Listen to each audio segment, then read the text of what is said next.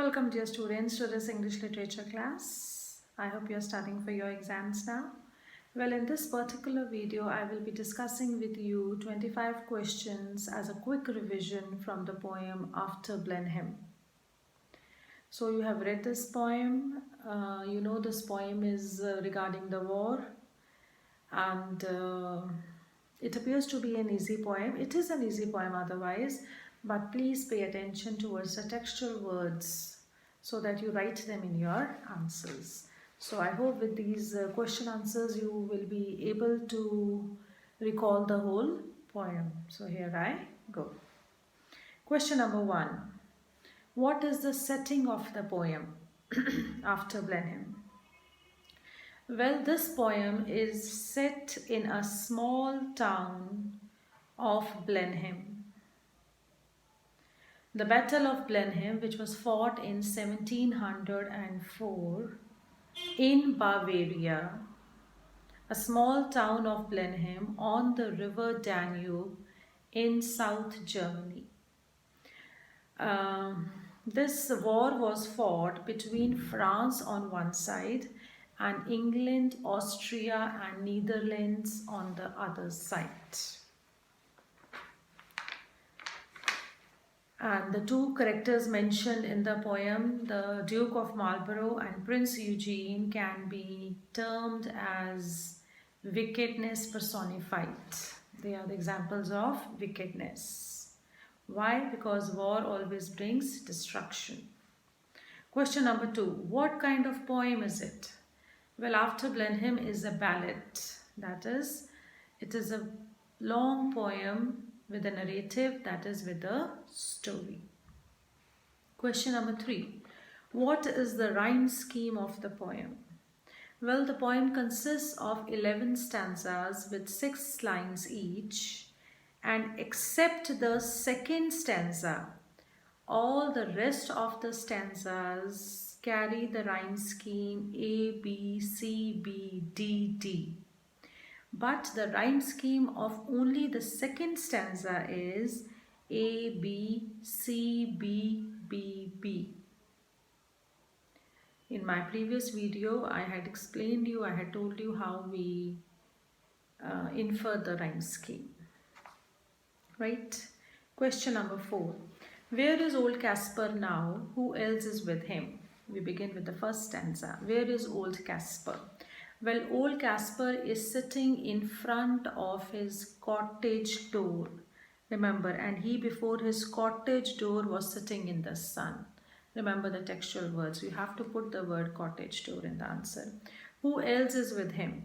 His granddaughter Wilhelmine and his grandson Peterkin are near him playing. Next question. Describe the atmosphere and the mood of the poem in the beginning, or we can say what is the season or the time mentioned in the poem, right? So it is a summer season and the time is evening time. It is a pleasant summer evening. They are sitting out in the sun and they are relaxing. So the poem opens with a pleasant, relaxed, warm, friendly atmosphere where the grandchildren are enjoying and relaxing along with their grandfather. Next, old Casper's work was done.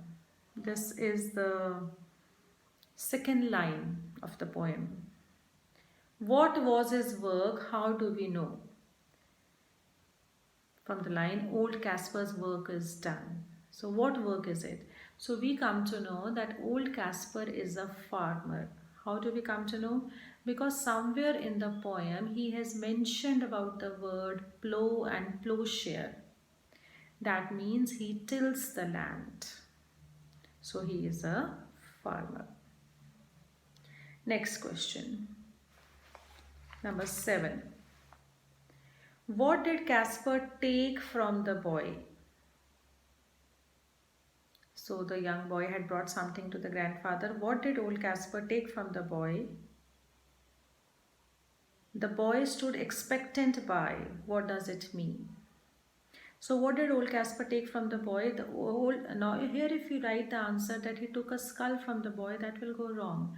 Why? Because the textual word in the stanza is that he brought something which was round, big and smooth. So you have to use those textual words. So Casper, what did old Casper take from the boy? Old Casper took something large, round and smooth from the boy. Later on he told that it was a skull. The boy stood expectant. Why? Expectant by. What does it mean? It means that the boy was very keen and interested to know about that round, large and smooth thing. That shows boy's curiosity and eagerness to know about that particular thing. Next question. What was the old man's response to that round old thing? The textual words given in the poem are, he shook his head and with a natural sigh. So the question is, what is the old man's response? The old man shook his head and sighed. Why? Because he was reminded of the war which was fought. There were many skulls which his plowshare had turned out. Next question. Whose skull was it? What is the contradiction that you find in the statement, who fell in the great victory? So whose skull was it? The skull was of one of the fellow persons, or we can say one of the fellow soldiers who had been a part of that fight, who had been a part of that Battle of Blenheim. What is the contradiction that you find in the statement, who fell in the great victory? The poet uses these words, great victory and famous victory, almost by the end of every stanza. So what is the contradiction? The contradiction is the fellow who died in the war has been termed as a poor fellow. The word used in the poem is the poor fellow. And the victory has been described as a great and famous victory. This is the contradiction in the stanza or elsewhere in the poem. Question number 10. I find them in the garden. Who is I in the first line of the extract? What does them stand for? I find them in the garden. This is a sentence. So who is I? I mentioned in there here is Old Casper, and them stands for the number of skulls to be found in the garden. It shows that there were lots and lots of people who died. As Old Casper mentions that whenever he plows the land with the plowshare, many skulls come out. Question number 11. What is strange about the sentence, plowshare turns them out? The strange about this thing is that so many soldiers had died and their skulls were lying rotting in the sun. It is somewhere mentioned in the poem itself. That means that the dead bodies were not buried deep into the ground, or we can say perhaps they were not at all buried.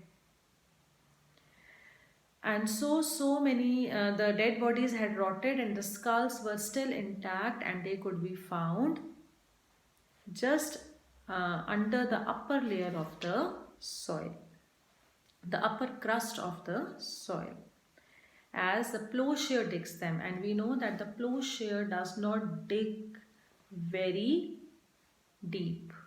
So just under the upper crust of the soil, so many skulls were lying. Next question. Why does old Casper say great victory in spite of many deaths? He again and again repeats the words, it's a great victory or a famous victory.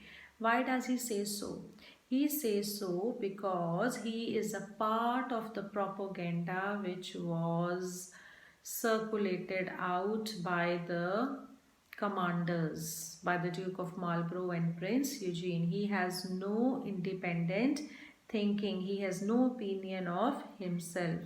He is a part of that common mass who only follow what is told to them. Question number 13. What words used in the poem show the eagerness of Peterkin and Wilhelmine to listen about the war? What is special about the questions? So which words in the poem show the eagerness of the children? The words like cries, wonder waiting eyes, expectant by. These words show that the children wanted to know the detail about the war. What is special about the question? The special is that it shows the children's curiosity, strong desire and eagerness to know the details of the war, because something has already originated in their mind. And what was that? The so many people died, in contrast to the words great and the famous victory. Question number 14. Who were the two opponents in the war? What is the historical background of the war? So the two opponents in the war are the English and the Austrians and the Dutch on one side, and France, Spain and the Bavarians on the other side. What is the historical background? So I will just read out the answer, although it is not mentioned anywhere in the poem, but the historical background of the poem is that it is connected with the succession to the Spanish throne.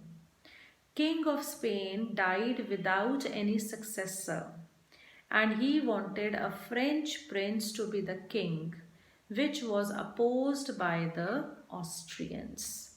This led to the war. So this is the historical background of the poem.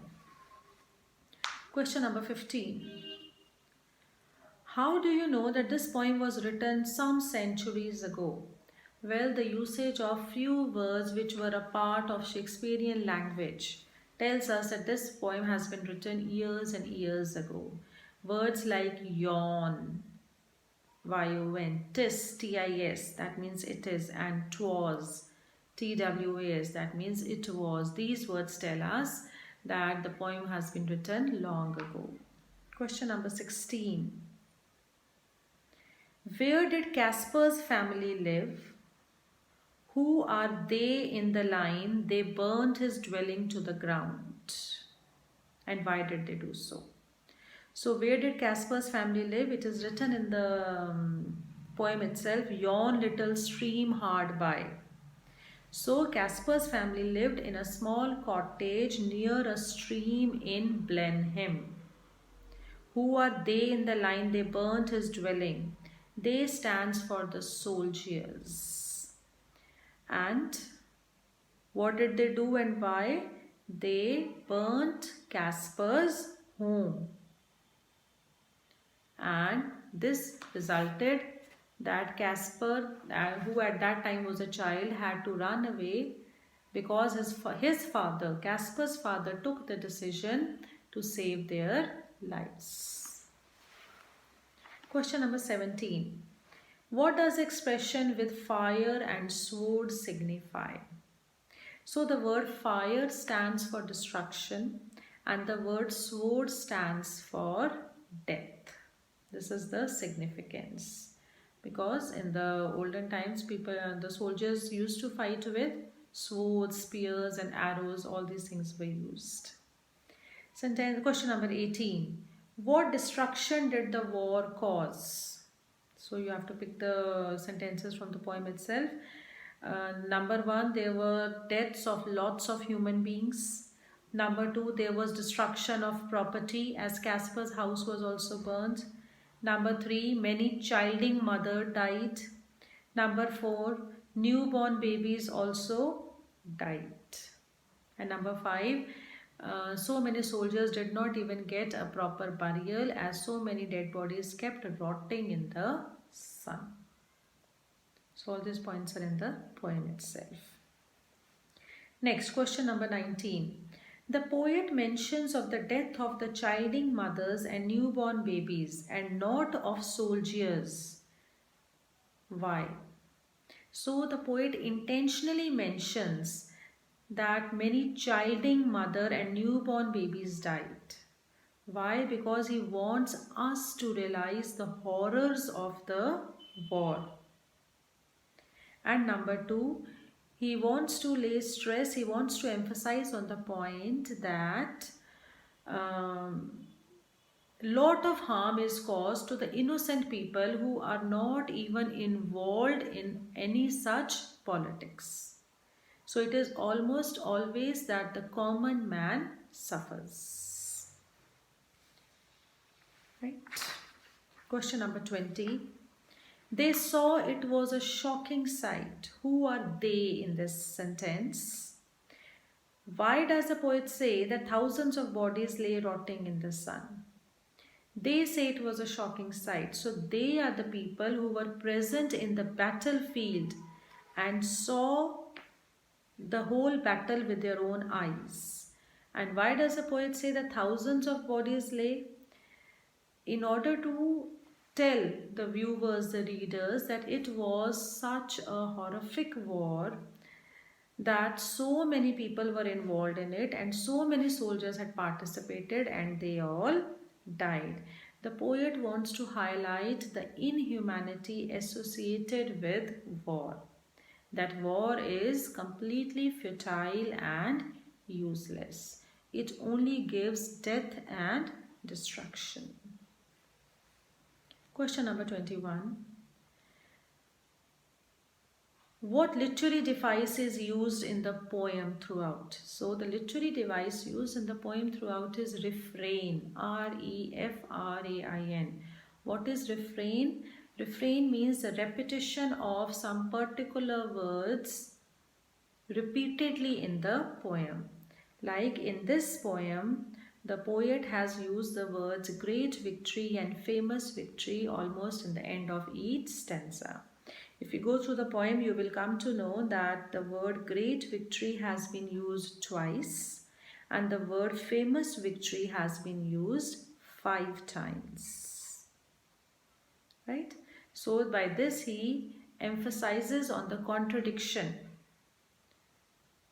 about which the whole poem is revolved. Question number 22.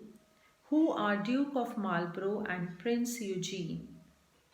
Duke of Marlborough is the commander or the leader of the English army who won the decisive battle at Blenheim.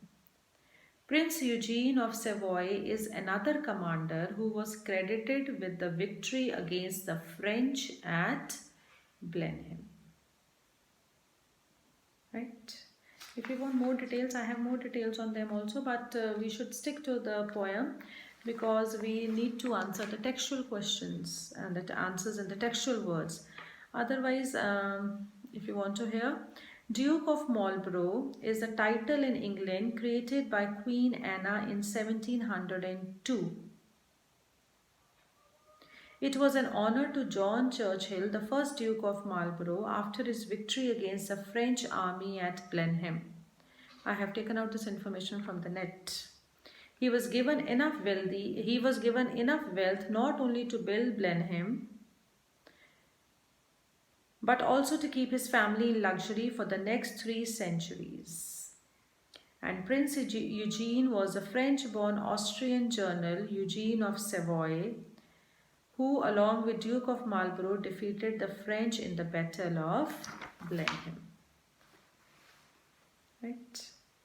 Question number 23. What did Wilhelmine say? Why did she say that? And why does the poet use little for her? So what did Wilhelmine say? That Wilhelmine had said, if you remember this line, why it was a very wicked thing, said little Wilhelmine. So what did Wilhelmine say? Wilhelmine said that the Duke of Marlborough and Prince Eugene are the wicked people who did completely wicked things and they are not at all praiseworthy. Why did she say so? She said so because she understood that the death of so many people can never be praiseworthy. Such a battle can never be a great or a famous victory. Why does the poet use little for Wilhelmine? The poet deliberately, intentionally uses the word little to show the innocence of the child. That even at such a tender age, the innocent Wilhelmine also realizes the death and destruction associated with the war, which a grandfather is not able to think and realize. He still continues to call it a famous or a great victory. Right? What question did Peterkin ask and why? Towards the end, he had asked, but what good came of it at last? So what question did Peterkin ask and why? Peterkin asked what good things or what positive aspect came out of the war. And why did he ask? Because even he understood that nothing good or positive came out of the war except the praise of Marlborough and Eugene, which was not at all required. Otherwise, the whole war had brought only ruin, death, destruction. Question number 25. Did Peterkin ask any question earlier? Yes, he had asked a question earlier. What impression have you formed of the boy so far? We have formed an impression that he is a keen observer. He is very much curious, very much eager to know the detail, and he is also along with his sister are also, both of them are completely logical because they are understanding the harm associated with the war, which the grandfather is not able to realize. Right? So these were the 25 questions which summarize the poem. I hope this will help you for a better understanding of the poem. If you like the video, please do give a thumbs up. And if you have still not subscribed, please do subscribe to my channel. Bye-bye.